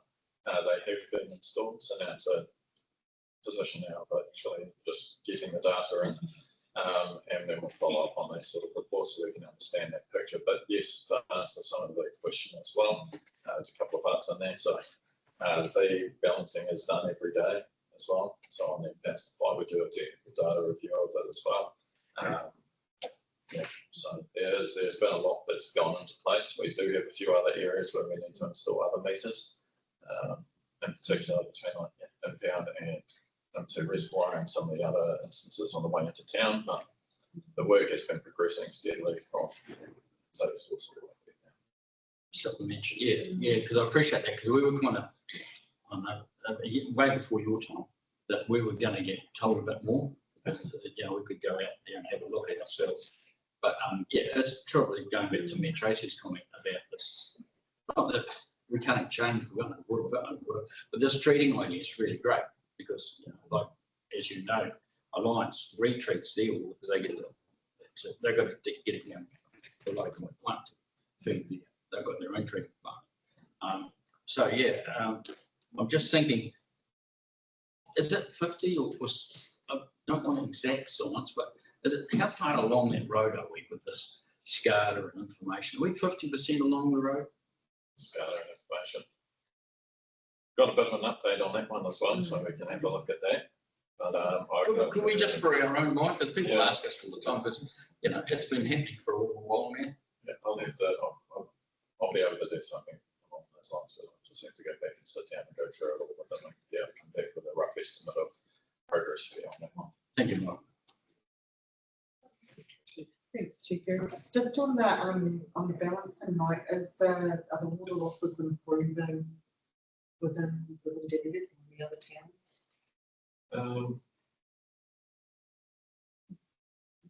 We can come back to that. Yeah, I think actually I'm aiming to review all of that data actually tomorrow. Yeah. So we can actually go over that. I can get back to you on that one tomorrow. But yeah, I'm sure that. The last one, I remember from the waterfalls, the key programs, yeah, was. Which is actually saved us the summer. Just very quickly on that, Hamish, the Danny is still proceeding with all the leakage testing, so it's still in the middle of that. Yeah, that's got technologies that I mean, I know we're a bit far ahead, I suppose, but just to also bring into it, I mean, there's a few other schemes of work, and I know that it's touched on later on in the reports, but I mean, essentially, I just wanted to put this in the management report just to show you sort of where we're at and what we're dealing with. I had a few pictures into it because I know it's actually answered 1,000 words, but the other part of this is that we are looking at treated reservoir, so we are looking at geotech work onto that. Once we get that information, we're looking at seeding that. It's just that's the land certification there, so it will add a certain amount of resilience for the Denver community as well. We've obviously needed a bunch of those areas down through the intake line. We've done some really good repairs that currently on the impound supply. We've got a really good monitoring system set up. Got the underwater drone that we're going in regularly. The same team that will be doing our walkovers and technical data analysis as well. And we also have work in there as well going forward at the moment, which is for the submersible pumps as well, which will look at retrieving the water out of that 6 metre depth as well. So that's also looking really positive at the moment. I'm just getting some of the proofs done up. I'll be looking at progressing that short. Thanks for that, Mike. So we're just working through the second treated water supply. Going through the process. So there's multiple parts to this. I think we've talked about multiple works a few times and things like that. Right, council, we'll keep moving in. Thanks so much for all that update on water point. But we go through to wastewater, page 25. Did you want to, sorry, Councillor Chair, did you want to go to the other part there on 24? Sorry, Mr. Universal water metering? Yeah, I just wanted to put one part out there. It's just on district-wide link Cascada phase 2. So I know it's been a bit of a question, and sometimes, our project sheets are continuously continuing with that. However, I just wanted to show what that high-level look looks like and the amount of work that's gone in on phase 1 and actually having all of our contracts agreed on with our suppliers all put in there. So we've got Lutra, they are at the moment doing that asset data PNID work. That's already begun. We've now signed on with Spark, they're doing our VPN server infrastructure. You'll see that we've also got Icona, which will be doing our radio communications, and we've also got CR Automation and Maxstart. Now they're going to be doing a lot of that SCADA upgrade implementation and also the electrical support. What has happened with our phase 1 was that on the identification of everything that we need to achieve with each standard electric plant. As those renewals go through, and if we have any other failings, what we already have in place is service level agreements with CR and Maxstart, which we're going to bring those items up to the standard as we require into phase 2. So the entire thing has already sort of been updated as we go. So it's just a huge amount of stakeholders in that. There's a lot of work programs that need to be deconflicted, and it's one of the reasons why I suppose just showcasing it also shows some of the benefit of having our project manager dedicated to doing that. Thanks for that. It's popped up there, making through really hasn't. Thanks for that. Water metering, something that's been chatted about a bit in our meeting, so that's good to see that one. So that's helpful there. Move on to the wastewater. It's not possums, it's Wales and possums, yeah. Wales and possums. Wales of waste. Interesting. Chair Kerry, can I just ask, has the whale increased in size? I mean, it's been for a long time. It was there very early after it was built. Has that increased in size or sudden move to work on that? There's a couple of them there, isn't there? Yeah, but they've been there for many years. Yeah, very shortly, I believe, after it was built. Yeah, I can't give you a firm answer on that one. Unfortunately, what I do know though is that they have been there, and I know that it's been a work that was identified in the long-term plans a few times from what I can tell. Going into it though, there is, I think, I wrote into this that, maybe I haven't got to that part. Okay, so they have that those whales have stretched the line. So that much is apparent after we've taken it out. And we've asked some of those locations there as well for the floor inspection and the wall inspection to be conducted. Once we have that in, and once we have developed our business case, we'll look to be bringing it back. Go through what we potentially do. At this moment, yes, it's been occurring. I am aware that it has occurred, but that is also something that shouldn't occur. I could just follow up, Chief Kerry, I guess I'm just wondering about prioritisation, so we're working on that now, so actually should that be a priority? That's why I just asked if the guest had been increasing or that size was increasing, just trying to understand the change of monitoring. Have we not been prioritising?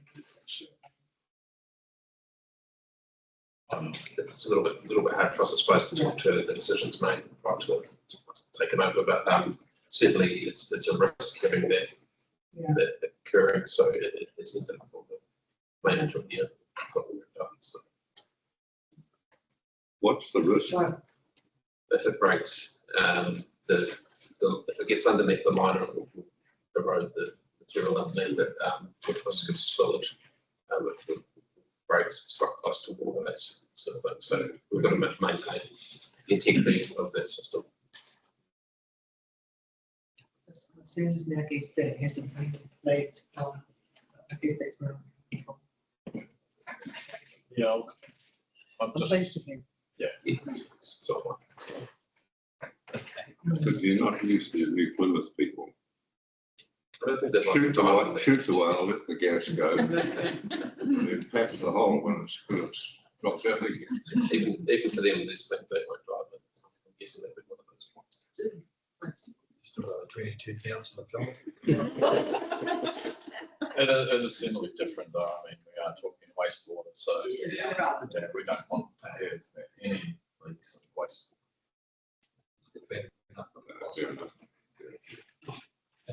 Can I just ask how long has that been in place before that gas developed?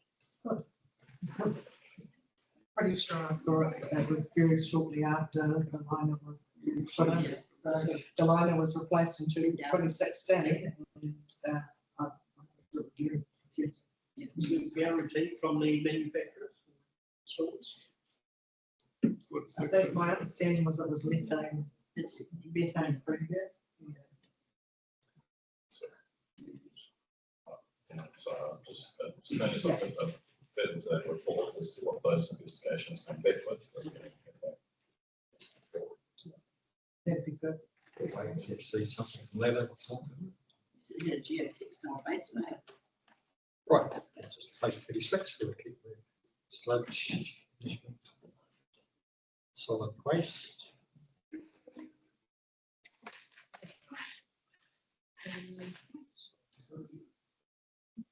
Any question on solid waste?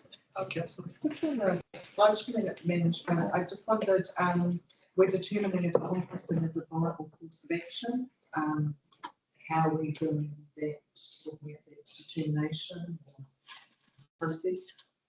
Yeah, so it'll be part of a conversation that we'll start looking at bringing into today's sludge management strategy essentially for the advisory group to start looking at different options. One of the parts that has been investigated though is whether or not a composting solution would be viable and what that will actually entail. But we need to get together all the data, some of the samples need to be received from some of the composting contractors and we just need to see what is required and whether or not it's something that we want to pursue. I guess it's an economy of scale thing, isn't it? It can be, yeah, it definitely can be, and it also has a lot to do with, what would be in our current sludge, what we're currently producing, whether or not that will actually produce or yield anything that would be considered a grade AA compost that we could then sell or move. But, there's a lot of questions and variables there that we need to understand and investigate, but that would be part of decision that I'd like to look at making some strategic. Yeah, through you, Chief Kerry. On that, have we got, how are our sludge ponds holding up at the moment as a percentage of full? why I asked, we were in a meeting this morning in Southern Wairarapa. They can't build any towns. They can't build any more because there's no more place for that doo-doos to go. Yeah, okay. So that's kind I'm of not tracking kneecap their whole development scheme. Yeah, right. Like, I'm not tracking any major problems with our ponds in that way.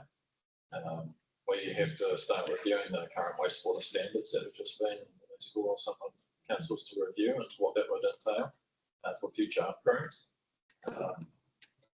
But yeah, like, the works that we've gone through and all indications for say Edahuna and Paiata that we're working through looks extremely positive. We've seen work with some of the iron work. We can reduce that. Supplementary. So we will, in a simple term, say that Ekidahuna might be 50% full, Dannevirke might be 80% full, and Paiata might be 20% full. And in time, we must have that information somewhere. I'm sure I could have a look at pulling some of these percentage figures together for you. It's something that I haven't. No, I just thought it must be written down because I would imagine it would be on average how much doo-doos go into those ponds each year. Because you don't have to find 2 bits of data. And on average, you'd know, unless you increase your town population by 10,000 people. Yeah. It was just something because that's why they closed it. They've honestly closed the building down. Yes, because they can't build. It's really secure. So I think there's 2 different sludges in terms of sludge. So one sludge comes out of a DAF unit, which is the dry material, and that never goes anywhere near the pond. But these ponds do settle out a little bit, and our wastewater operators are continuously monitoring those levels of sludge so that we can actually sort of clear them out as such, empty the pond, and like we're doing in Woodville at the moment, we cleared out that pond in order to be able to have the liner. So I don't think there was any issues with the level of that type of sludge. And certainly Woodville, maybe professionals, and operators constantly keeping an eye on it. So I think we're okay at this stage. Thank you. Thanks. So Steve, right, page 26. Thanks. Chief Kerry, I just wondered in the Northwood, with the Northwood water, just there's some good results being shown there. Does that reflected in the CREs as well?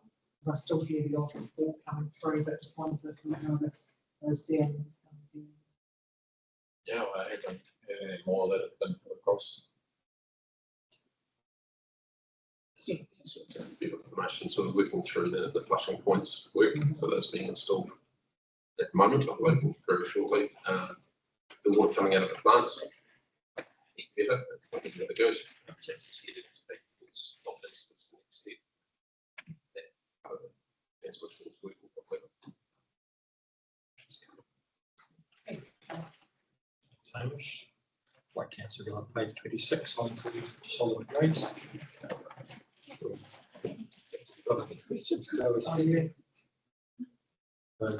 through, we'll get to the end of the questions, page 27. And 29.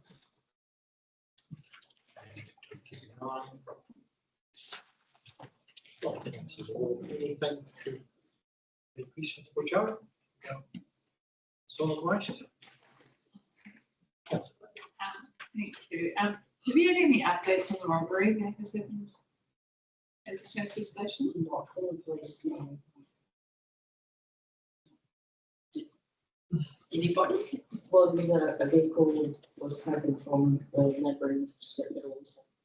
Okay. And the wheels when the vehicle. So I sort of prompted them, recommended the report and prompted them to have address that they might find our stuff in. Yeah. It's the first time in 18 months that, the whole we've had it, but getting explained last year. So. Do you want to provide a second opportunity to talk through the waste heat program?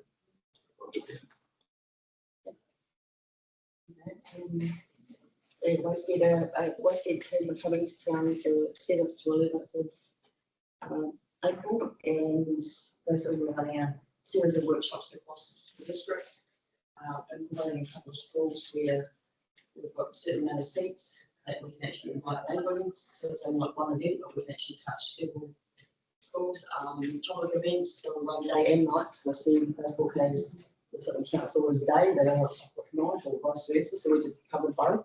And also we're doing some videos at the police station, like of the kids I took home loading, showing the stuff there and what's not recyclable and stuff like that. And so we'll try and cover off everything. I told them not to leave town until everyone knew what they were doing. And it all starts with you guys, actually. The first workshop is for internal, for, whatever.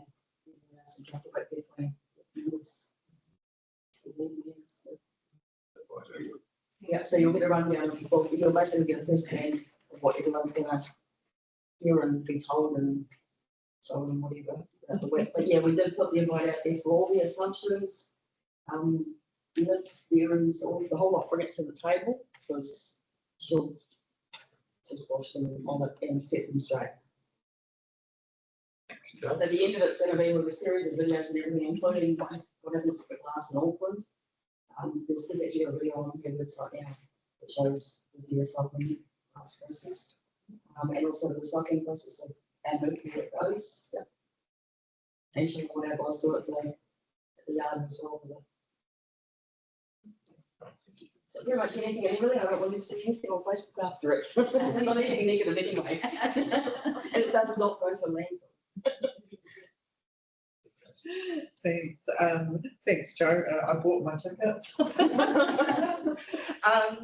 Looking forward to that. But I was just going to check so with the skull going to the schools, you've got like your hands down. Yeah, we basically take a school for the top, a school for the bottom, and then invite the neighbouring. So Northwood and Ekidona, we basically, I've got someone to direct the school and stuff to those events. And then of course, when we're going to get good ballers, so the surrounding schools are bringing the body to the closest one. And we've got, calls up to be able to host a few seats of that for other schools to, so you basically got like the waste people, the Green Star, whatever little quirky name they've got for their greens or environmental team in each school, can come in it because I figure that's how you can spread the information a lot further. By not running around doing having workshops everywhere because as it is, it's going to be a huge work for us. And is it the same price in each of the towns? Yeah, they've got to go on it, but that was for the night ones. That was Wasted that insisted on that because they said generally was in the place or something in the town, but they've got a gift pack thing for them, to value of more. The uptake numbers are going to be very low. So now we're rolling out the flyers to free events. I'm happy for the whole lot to be free. I just want them all to know what they're doing because I'm sick of us having to sift through the bloody offensive rubbish literally to That's the key to really bring this job up to speed, isn't it? Stopping that. a couple of killers. One's education and one's actually giving them the option to put it in a rubbish bin or a recycle bin. Other than because they're trying to hide it under the recycling because some of it can't pull rubbish. That's just so annoying, man. I did get some real praise from a couple of grandparents this week. I think one was brand new to the town about the recycling, but they were being let down probably by locals. It's so annoying for you and your team. So we take your disappointment with us too. Well, I saw a regulatory member come in. I helped him with recycling yesterday actually at the transfer station. There was a whole lot of recycling that was dumped out Broomfield Road. And I mean, recycling is free drop off. It would have literally taken more petrol or something to get out there and dump it there than it would have to actually dump it at the dock site. Instead, at the dock site, we had a whole tray of rubbish that my southern operators picked up. It's hard to just rationalise it. What happens? And then at the transfer station, we had 5 bags out in front, 5 black bags really. We had to dump it to take them all of them. Yes, through you, Kieran. No, I think it's an excellent idea. The kids are the ones to. It takes years, but they're the ones because they tell them influence their parents. and that's where you start. If you get this right, it'd be a great thing. wouldn't But because we have enviro waste and enviro schools and zero waste working on with the schools as well, I didn't want to, we're touching on it, we're including them, but I didn't want to make a big thing about the schools. Yeah. It's about the general public. Because the only picture we did was the initial rolling out paperwork, and you can only put so much in a booklet without it looking too confusing. it? Thanks very much, Joe. We do appreciate putting the week you in the Queen do. I think solid waste has been a hard job, but we've moved the ship around quite a bit actually. So thanks for that. Right, councillors, if we going to move and second that the Happy. see fourth for the month. Charlie, second and 15, all in favour? Aye. Thanks, Kerry. Hamish? Right, we'll go on to Michael. Michael, what quality? Covered a bit of this, Michael, and our EDF part of the report, but we'll go through the anyway. Any comments at the start, Michael? We'll move through the sheets.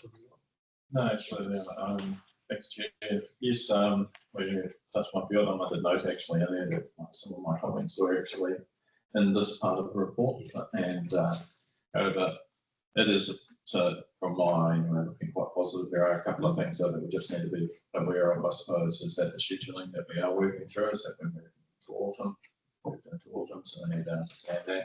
We also, from a budgeting perspective, also from now is turned towards better projects and what kind of work we are going to achieve in a reasonable time frame up to the end of this financial year. So those are parts of our key considerations. Again, I'm happy to go through line by line on, say, from 7. We've got the. Perhaps a brief word. Oh, sorry, Tracy. Sorry, thanks, Chair Kerry. Just on the project updates, the Lindau Walkway, whilst it says it's on hold, there is some movement on that with the revocation project. And also the team are working on a funding application to the recreation pathway so that that can motor along. Hopefully, just got a sense of that. That's the point that jump on it, to show you what we're working on plan. Love to. If that's all right with the chair. Sorry, Andrew Schiffman has got some work that Councillor Penn and I would love to say, just on that Lindau Walkway. And the reason that I've raised that, councillors, is because there's a project near the Te Hoturanga nears completion. This work needs to be carried out so that we capitalised on that from before. That was one of our key goals for that. So would you like to see that? shall we go through this? Have you got something to put up on the screen? Good idea. Do this first. Work through the listing, so 34, sorry. 4, 35. 35, district town signs. Yes. Yes, councillor. You put them up there, please. I can't see them. I had a good look coming back from Dannyburg to this meeting. And I couldn't see any signs at all. Oh, thank you. Okay. On track. You're going the wrong way. Next month. So They're starting with Woodville. we don't want Ray Cannon's answer. So I'm trying to progress past it's not Ray's Cannon's answer, it's a technical specifications answer that we keep cutting into it. Essentially,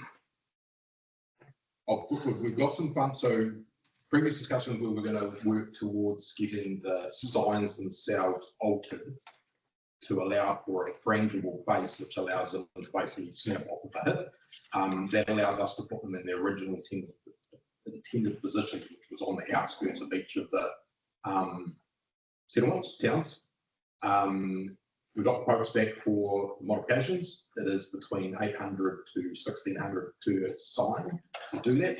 When I originally mistakenly got myself involved in this project, I suggested 300 per sign just because at that stage it was just installed them. So now potentially I'm asking for another 800 to 1200 to install, to modify these signs to allow them to be NZTA compliant within 100-kilometre-hour area.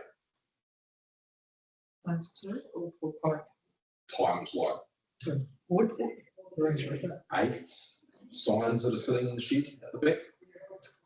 So knowing where that probably conversation's going to lead to, had a bit of a review of it just literally 2 days ago. There is allowance for advertising signs within NZTA's guidelines, which state if they're in a 50k area behind a curve, we can go with the current signs. Okay. But that then presents where are we going to put these signs. I was running through Google Maps the other day, and it means they're basically for the one in coming from the southern end of Woodville. The only logical place is in the berm just past the old pub or the railway hotel. The one on the Dannevirke approach is right in town part, that's pretty much the 50k area. We could stretch it and put it in the 78k area, which is near the big VMS board, the full mount VMS board. And the other one is down nearby the fruit shop. So then that starts, well, those positions, that starts leading the questions is, there's some big NZTA signs that say Woodville. There's a whole bunch of other signs in the vicinity, which kind of, from my perspective, makes them a little bit redundant because everyone already knows it's Woodville. And it's adding clutter. Northwood, we actually had to go into Northwood itself, which is basically right by the hairpin as you come into the near the school, and then up on the coming from the north, up on the as you go off the side road up on the plateau. So that's losing the effect, I suppose, of the signage because they're not amongst they're within town. So Is there a requirement for every other sign, the thousands of other signs around towns, to be made frangible? Yes, so within the 170k area, yes, on the state highway. Right. Okay. So who does what if they don't do it? I mean, all those signs have been there for 50 years. Who does what is if there's an accident on those signs and then it's who's the responsible person who's okay to put them up. That's the question that I keep bumping up against. The reason I suppose in the 100k area, the sign specification says they're supposed to be 2.1 above the ground in terms of, so when they're hit, they're not the whole sign's not hit, it's just the posts, and that's why they're designed to snap off. We are having discussions within the office about a power pole as a big concrete solid thing versus the signs we've got. But when you come to these things, there's specifications for the signs, there's New Zealand standards, Australian standards, so we just keep hitting this wall of the current setup is not quite adequate. If we were put them into the paddock, then we could go ahead with it, but then the size of them you can't really see. So yeah, it might need a bit of a. Okay, good down. So if they were like a standard sign, say it's that big and it's on pine 4x4 poles, that would be frangible, wouldn't it? Yes. Well, that has also been the discussion about whether we rip them off the elaborate framework that's been built and put them onto wooden posts. Yeah. When we get into the 70k 100 area, 100 to 70 to 100k area, we are starting to hit the combat. The recommended sign spacing between signs is 80 metres. So when you look at the approach from say Southern Woodville, there's just signs for Africa all the way out to almost Trip Road. So it does just mean where these signs are located, given the size of them in a 100k area, don't actually, you haven't got time to read them and view them. So my view is kind of that we could get them close to, within Woodville itself specifically, we could get them close to the ends of towns. Northwood is obviously a bit of a annoyance because it's actually off the state highway, which when you kind of, if you're in Northwood, you know Northwood. The one in Dannevirke, for example, would be on the berm right now where the Dannevirke Viking sign is. So you've got another Dannyburg sign, which is past the big NZTA green Dannyburg sign. Or did you get lost? So where are we at? Woodville. Still thinking about it. So I'm leaning towards putting them in those 50K areas. But like for me, from my personal opinion, it's like we can tell people it's 10 times, it's through, and one approach, it's 3 times Woodville within sort of like a 200 metre section. Examples like put Weber one up and just down the road is still the old Weber sign. I need to go and cut that down, but no one knows who put it up, so we're a bit worried about going cutting off. So, They didn't get. yeah, so yeah. Okay, well, that's the questions I want. You asked it, Peter, so you I would love to go and just make this thing go away, but it's like, I'm sure you know. it's a bit, yeah, keep finding a few of those. We'll put it next month's report and see where we are. I did draft up an email to, I think I might have just seen it then, just literally yesterday, about where I think we should be putting them. I can circulate that around a bit more, because it probably needs more one-on-one discussion, just get a few people through about these specific areas, because so Northwood is a little bit, the backs of Northwood sign say, see you later. Off the way up from Northfield, no one's going to see you around the entrance roads. Make quite a good Well, comedy, wouldn't it? I think I'll have to go. Bring out if you want a hand to decide exactly where they go. I'll give you a hand. It's going to take something like that.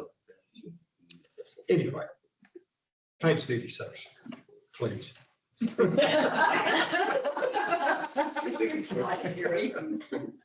need Mike. It's back to Mike, please. Right, page 36. 36.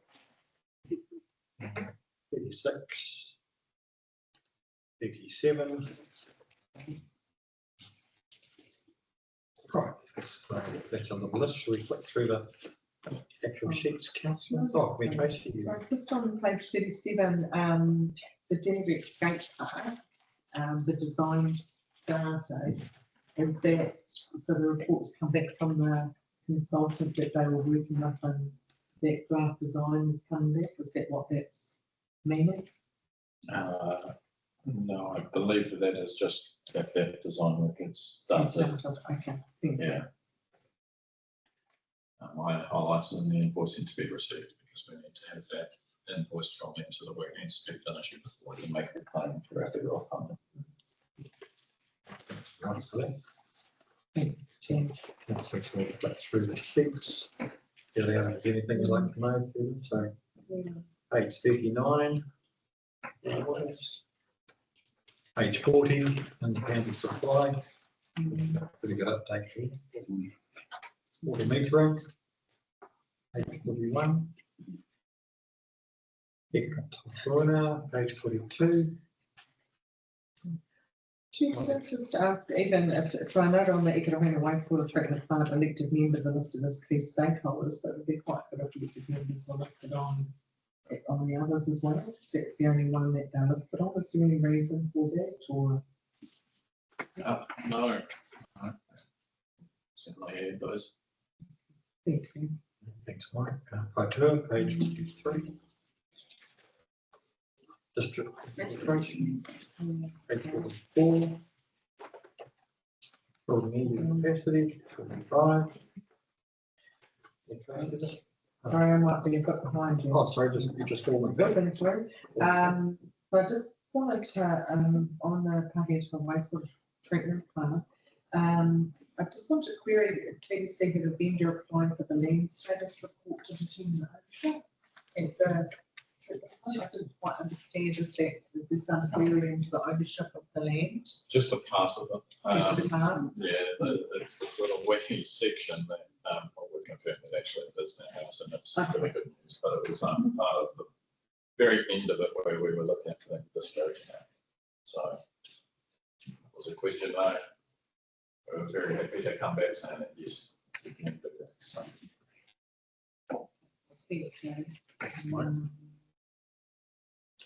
Thanks for the information. I said one view, one big one that you can bring a wastewater treatment plant. I just, yeah, wastewater treatment plant, sorry, page 42. Just wonder, so horizons have indicated TDC will need to apply for a variation to the condition. To put on hold the vehicle weekend, I'm just wondering, is there any impact to budget there? And then I guess following on that, we're getting a 7-year consent instead of children into it. So was there a big budget? We need to put some costs for that or? I think the main difference here, Chair, was if we had to install a vertical, just the rewording of that. Right. So that if they're happy with that, that's fine. If it comes to light that our I&I work is really successful and the wetland with the current solution that we're working through now works, we may not need to put in a vertical wetland, which would reduce the overall cost slightly. Like vertical would look at about half of it. So. I should highlight there though that the pipeline install is starting 11th March. It's actually looking to start tomorrow. We had a bit of a workaround that we need to address with the environmental sediment control plan. We just had that all finalised and signed off. It all tied into that abatement notice that had been issued previously. So let's work through that. So Question? Through you, Chair. The date for the Ekahuna I&I, when would we get a visual result from that? So yes, through you, Chair. That part there, we've just had that reviewed by a peer reviewer for that. What we've done is chased up a couple of other pieces with our own team, and that's an effort to reduce the cost of having a contractor do it. So we have the ability in-house to start putting out that.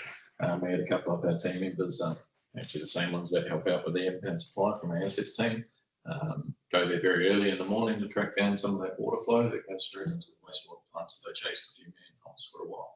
So they provide a report back to that, and we'll look at cameraing some of that.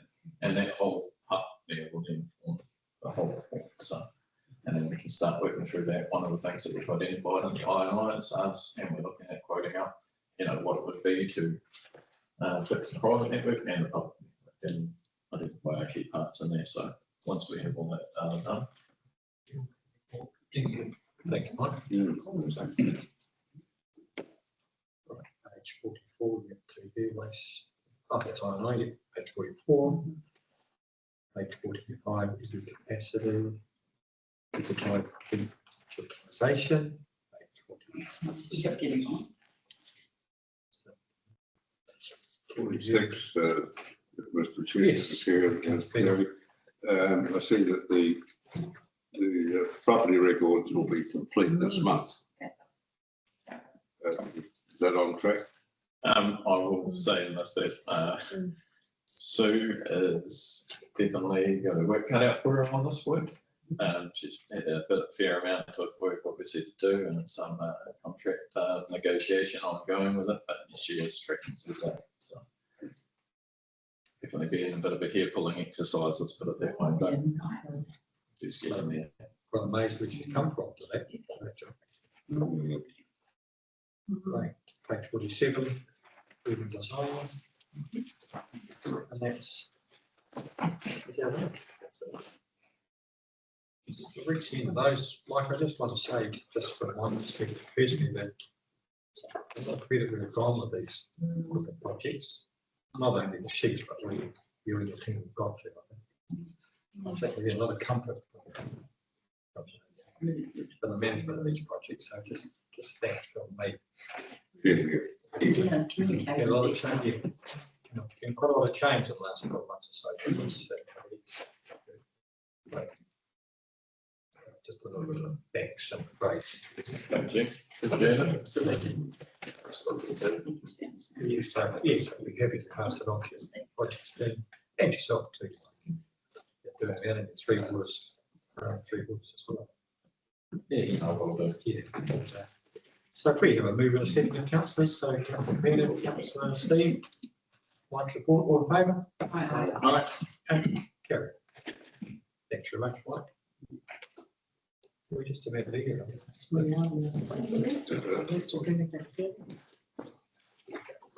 No, the matters working, so we'll declare the meeting closed. Thanks very much, councillors and staff and everybody else. Thank you, Chair. Andrew's ideas around. Sorry, Andrew. You just